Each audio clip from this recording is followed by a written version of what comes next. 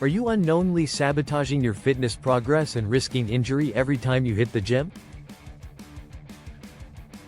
Here are the most common weightlifting mistakes that could be holding you back. Skipping the warm-up? Cold muscles are a recipe for injury. Start with light cardio and dynamic stretches. Using poor form? Cheating with momentum instead of targeting the right muscles can lead to serious injuries.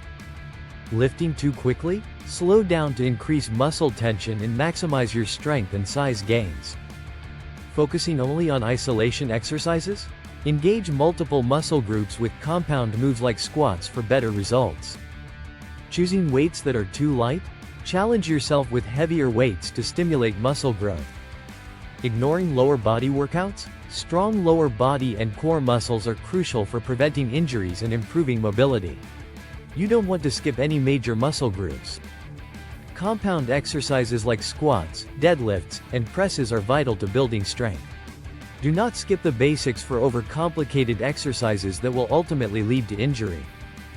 Pushing through pain? Stop immediately if you feel discomfort to avoid long-term damage and setbacks. Follow along my channel to perfect your form and learn the basics. Progress slowly and safely to achieve your fitness goals.